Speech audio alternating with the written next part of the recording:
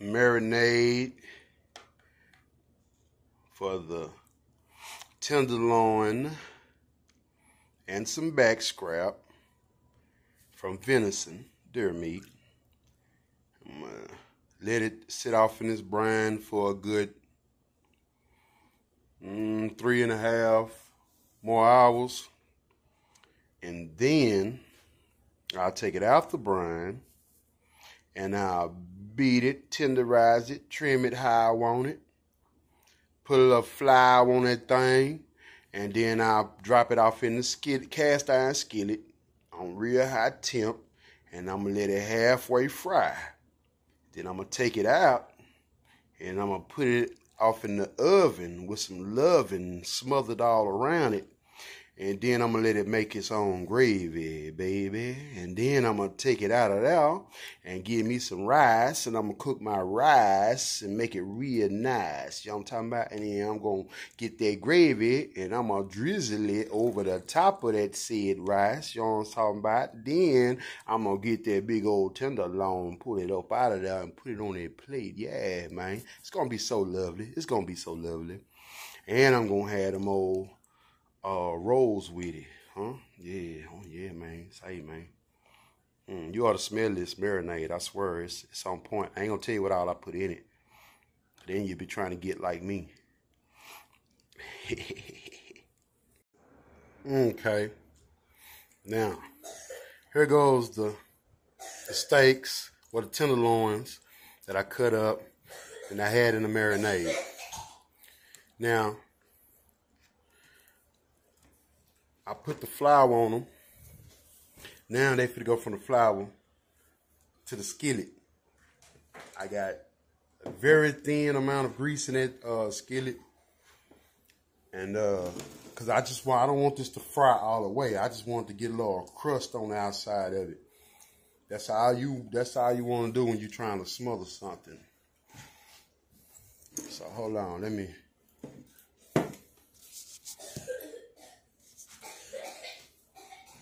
Okay, so anyway, y'all, it's your boy Billy D. Billy D Outdoors TV. I'm back. I got the meat, the tenderloins that I had cut up, and I had it marinated.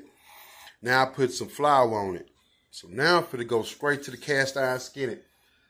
I got maybe, man, I'd have barely amount of oil in there because what I wanted to do, I wanted to like kind of sear it a little bit.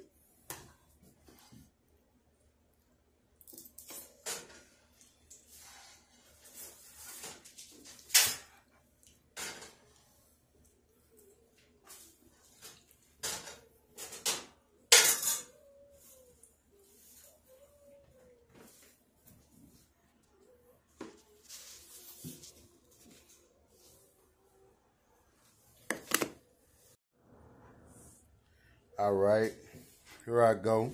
This is the tenderloin that I had marinating in the refrigerator 3 hours ago. Now I done took it out. I breaded it with a little flour and add a little bit more seasoning to it. Now I'm gonna put it in the skillet and let it fry for a few seconds. If I could describe the smell, y'all, oh Lord have mercy.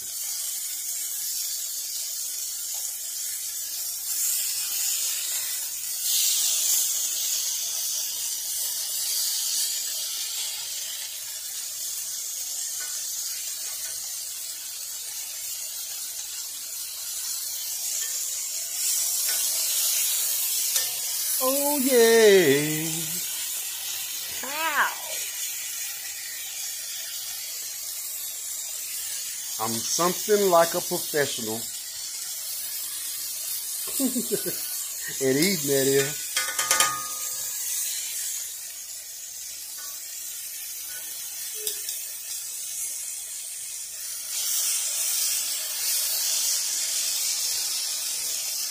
Smells good, y'all.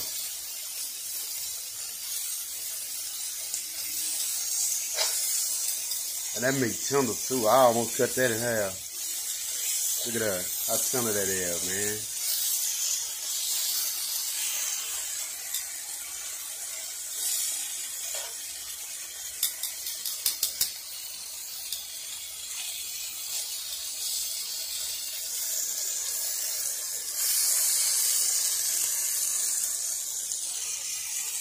Now, by the time I say a minute, I'm gonna let it cook for maybe a minute longer, and then I'm gonna cut up some onions, throw it off in this thing, let them get a little halfway soft, and put them off in this oven.